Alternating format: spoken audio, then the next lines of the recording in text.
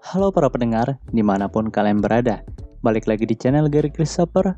Oke, pada video kali ini, gue akan kembali membahas tentang web novel Kage no Jitsu Yakuza ni Naritakute. Oke, pada part yang ke-20 ini, cerita akan benar-benar penuh dengan pengkhianatan teman-teman. Di mana kaum royalis akan dikhianati oleh Queen, sementara kaum Doem sendiri akan dikhianati oleh Maximilian, bos mereka sendiri. Gimana keseruannya pada cerita kali ini? Mari kita mulai langsung aja pembahasannya. Pada part sebelumnya, kita tahu bahwa kaum royalis telah memasang bendera pemberontakan kepada Doem, sang penguasa kerajaan Oriana saat ini. Dan pemberontakan kaum royalis ini dipimpin langsung oleh Clara Oriana sendiri. Pada part kali ini, cerita akan diawali dari kerusuhan yang terjadi di kamp pengasingan kerajaan Oriana. Saat ini, para kaum royalis yang dipimpin oleh Clara benar-benar melakukan pukulan telak kepada para penjaga dari kamp itu. Di sini, MC kita, yaitu Sid, sedang terjebak di antara kerusuhan itu. Dan akibatnya, Sid terus saja diinjak-injak dan didorong, lalu muntah darah. Setelah kerusuhan itu berlalu, Sid hanya terjatuh, terdiam di tanah seperti seonggok kayu yang tidak berdaya. Di sini, Clara yang melihat Sid terjatuh tak berdaya langsung menghampirinya dan menanyakan keadaannya. Tak disangka, Sid tidak bereaksi ketika dibangunkan oleh Clara. Lalu Clara pun menggoyang-goyangkan pundak Sid sampai akhirnya ia terbangun. Melihat Sid sudah siuman, Clara pun sedikit lega karena memang Sid adalah teman baiknya dalam kamp pengasingan ini. Teman berharga yang memberitahu tentang kakaknya semasa ia masih bersekolah di Midgar. Jika kalau Sid sampai mati karena terkena kerusuhan yang dibuat oleh para kaum royalis, maka Clara tidak bisa memaafkan dirinya sendiri. Saat itu, Clara pun sedikit mengobati Sid sebagai rasa permen. Sementara itu, kaum royalis terus saja melakukan pemberontakan kepada para penjaga.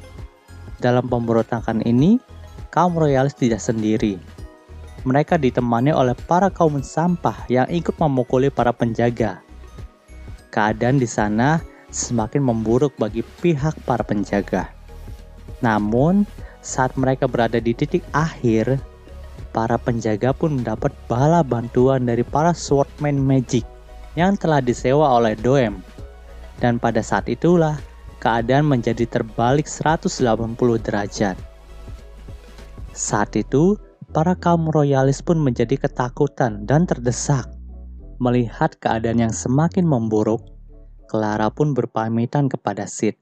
Lalu, ia pergi untuk menjadi pemimpin dari kaum royalis yang sedang terdesak itu. Clara pun tampil gagah di depan barisan kaum royalis. Tapi, para swordman magic tidak segan-segan untuk melukai Clara. Dan melihat keadaan yang semakin memburuk, akhirnya Sid pun menghilangkan hawa keberadaannya, lalu merubah penampilannya menjadi Shadow dan muncul tepat di antara para kaum royalis dan para swordman magic itu. Di sini, ia pun memperkenalkan dirinya sebagai Shadow, pemimpin dari Shadow Garden. Semua yang ada di sana pun menjadi terkejut karena kedatangan dari Shadow. Para swordman magic itu mulai ketakutan karena mereka tahu bahwa Shadow adalah orang yang membuat kerusuhan pada festival God of War, dan Shadow juga telah mengalahkan Beatrix, sang dewa perang. Jadi tentu saja mereka sangat ketakutan terhadap sosok dari Shadow ini. Lalu, Shadow pun berbicara kepada Clara bahwa saat ini kakaknya masih terus berjuang dalam memerangi kerajaan yang dipimpin oleh Doem ini. Jadi, jangan sampai Clara menyerah begitu saja. Di sini, Clara pun sangat senang ketika mendengar hal itu. Dan perkataan itu semakin membuat Clara yakin bahwa kakaknya bukanlah pengkhianat negara. Kemudian, Shadow pun langsung menaikkan moral dari para kaum royalis lalu mengeluarkan sihir ledakan berwarna ungu sebagai tanda peperangan dimulai kembali. Peperangan pun dimulai kembali dengan semangat penuh dari para kaum royalis. Saat itu, para kaum royalis pun benar-benar menunjukkan kemampuan berpedang mereka. Ada yang menyebut jurus pedangnya sebagai backstep slash, dan ada juga yang menyebut jurusnya dengan sebutan butterfly step. Jujur saja, Shadow sedikit terkejut ketika melihat keahlian berpedang dari para kaum royalis itu. Karena memang di mata Shadow, mereka hanya menyerang dengan sebuah gaya dan bukannya menggunakan jurus berpedang. Namun, terlepas dari itu semua, Shadow cukup senang karena memang walaupun disebut menyerang dengan gaya, tapi para kaum royalis berada di atas awan sekarang. Mereka pun bisa mengungguli para penjaga camp, bahkan memukul mundur mereka semua. Jadi perang ini akan jauh lebih menarik bagi Shadow. Ya, pantas aja sih kalau Shadow menyebut mereka dengan menyerang dengan gaya. Karena memang negara Oriana ini disebut juga sebagai negara seni dan bukannya negara berpedang. Jadi wajar aja kalau ya kemampuan mereka cukup baik, tapi mereka tidak punya jurus berpedang. Jadi mereka pun hanya menyerang dengan gaya aja, asal keren gitu maksudnya. Tapi terlepas dari itu semua mereka menang kok. Di sini, Shadow pun hanya menjadi pengamat dan penyemangat dari para kaum royalis. Ia pun menyoraki peperangan mereka. Dan jika ada kaum royalis yang berhasil membunuh penjaga camp, Shadow menjadi senang, lalu memujinya dengan kata-kata penyemangat seperti kerja bagus, dan lain sebagainya. Dan jika ada kaum royalis yang tidak becus menghadapi para penjaga camp itu, Shadow pun langsung berteriak untuk menasehati mereka agar berperang lebih baik. Bahkan Shadow pun memberi saran untuk menyerang bagian tertentu seperti mata. Saat itu, Shadow benar-benar seperti komentator bola dan hanya melihat peperangan kaum royalis dan para penjaga camp dari pinggir jalan saja. Setelah beberapa saat, kaum royalis pun berhasil mengalahkan para penjaga dan menyudutkan para kaum pendukung Doem. Di sini, para kaum royalis pun berteriak untuk menandakan kemenangan mereka. Namun, tiba-tiba saja, Queen menembas Bud, sang tukang kebun yang dekat dengan Clara. Dan tentu saja, hal itu membuat Clara menjadi kaget, lalu segera mendekati Bud yang tergeletak di sana. Queen pun langsung berkata bahwa Bud hanya menghalangi jalannya saja, dan juga jalan dari Clara. Maka sudah sepantasnya Bud itu mati. Di sini, Queen benar-benar berubah menjadi sosok yang arogan dan tidak menghormati Clara sama sekali. Bahkan, Queen pun mengatakan bahwa sebenarnya ia tidak ingin mengikuti Clara karena Clara hanyalah seorang gadis bodoh yang tidak tahu apa-apa. Dan bahkan, sebagian kaum royalis juga mengatakan bahwa Clara adalah gadis yang idiot. Di sini tiba-tiba saja, kaum royalis pun terpecah belah lagi. Dan setelah beberapa saat, muncullah Maximilian, sang bos dari kaum Doem yang memuji tindakan dari Queen. Di sini nampaknya, Queen telah berkhianat dari kaum royalis dan memihak kepada Maximilian. Queen pun mulai berbicara santai dengan Maximilian.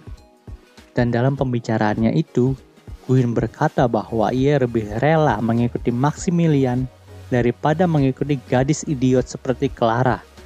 Sedangkan Clara hanya bisa menatap dengan kaget ketika Queen dan Maximilian berbicara santai. Dia berpikir jika itu saudara perempuannya, hal seperti ini tidak pernah terjadi. Jika di tempatnya sekarang adalah Rose, maka mereka tidak akan menderita begitu banyak pengkhianatan yang kejam. Karena saudara perempuannya itu kuat dan dapat diandalkan, sehingga semua orang dapat percaya kepadanya. Clara tak bisa menjadi seperti itu. Tak peduli seberapa besar usahanya, karena dia tidak kuat, Gwyn telah mengkhianatinya. Karena dia tidak kuat, Bud pun harus mati tertebas. Dan sekarang mereka berada di ujung tanduk. Seharusnya dia, bukanlah aku. Clara pun mulai bergumam seperti itu. Bukankah itu penyebab utamanya? Dia seorang gadis yang tidak tahu apa-apa. Tak bisa berdiri memimpin orang lain. Tapi, jika yang memimpin pemberontakan ini adalah kakaknya, maka setidaknya ia akan mencurigai Gwyn. Bahkan, dia telah mendengar pembicaraan jika seorang pengkhianat mungkin saja ada di tengah-tengah mereka. Tapi bahkan, dia tidak bisa membayangkan kalau pengkhianat itu adalah Gwyn, pria yang sudah lama melayani keluarganya. Semua orangnya telah berjuang begitu keras, dan mereka bahkan mendapat bantuan dari Shadow. Namun, mereka masih kalah. Clara menangis. Dia merasa tidak enak bagi orang-orang yang menaruh kepercayaan kepada dirinya. Dia sangat menyayangi Bud. Namun apa daya, mereka sudah kalah. Apakah kamu melihat ini, Owl? Tunjukkan dirimu sekarang, jika kamu peduli dengan nasib gadis ini. Maximilian pun berbicara seperti itu. Akan ia ingin memancing Owl keluar. Secara perlahan, tempat itu pun dipenuhi salju. Angin pun bertambah kuat, dan salju turun terus-menerus. Seiring dengan itu, menciptakan tirai putih yang sangat lebat. Maximilian pun terus mengancam agar Owl menunjukkan batang hidungnya. Bahkan, ia benar-benar akan membunuh Clara di sana. Namun saat itu akan terjadi, tiba-tiba saja, Zack menodongkan pisau ke leher Maximilian, tanda pengkhianatannya kepada kaum pendukung Doem. Maximilian yang terdodong masih bersikap santai, seolah-olah ia masih bisa selamat dari todongan itu. Namun, Zack pun tidak ragu dalam melakukan pengkhianatan ini. Bahkan, ia juga berkata ia merasa muak melihat tingkah laku dari Maximilian. Di sini, Zack juga berkata bahwa ia ingin Maximilian melepaskan Clara, atau tidak, leher dari Maximilian akan terpotong. Di sini, Zack terus saja mengancam Maximilian, tapi tak disangka dengan sekejap mata, Maximilian pun menghilang dari pandangan Zack. Lalu semua kaum pendukung Doem termasuk Gwyn telah terpenggal di pedang Maximilian. Di sini Zack dan Clara pun benar-benar terkejut karena Maximilian membunuh semua sekutunya. Lalu ia juga berbalik menyerang Zack dan membuatnya jatuh tak berdaya dengan luka yang sangat parah. Di sini Maximilian benar-benar ingin menjatuhkan Zack dalam keputusasaan dengan cara membunuhnya di saat semua orang kesayangannya itu telah mati, termasuk juga Clara. Zack pun mulai melihat Sid yang hanya terdiam di dekat sebuah tembok. Perlahan tapi pasti, ia pun mulai merangkak ke arah Sid sambil memohon bantuannya. Dan setelah sampai di sana, Zack pun memberikan permohonan terakhirnya. Matanya menatap Sid, seakan-akan dia benar meminta belas kasih dari Sid. Dan tentu saja, Sid tidak tega melihat hal itu. Lalu dengan sekejap, energi ledakan mana berwarna ungu pun terbentuk lagi.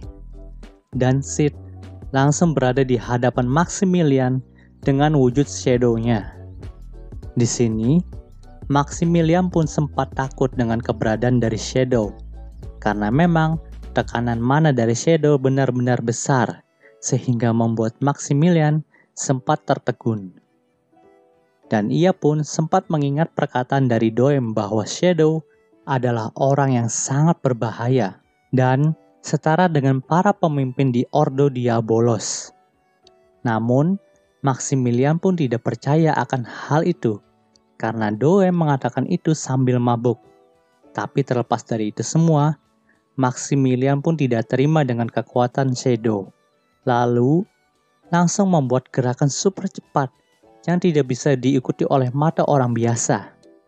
Setelah itu, ia langsung memberikan pukulan super telak kepada Shadow, yang membuat Shadow harus terpental ke dinding camp itu.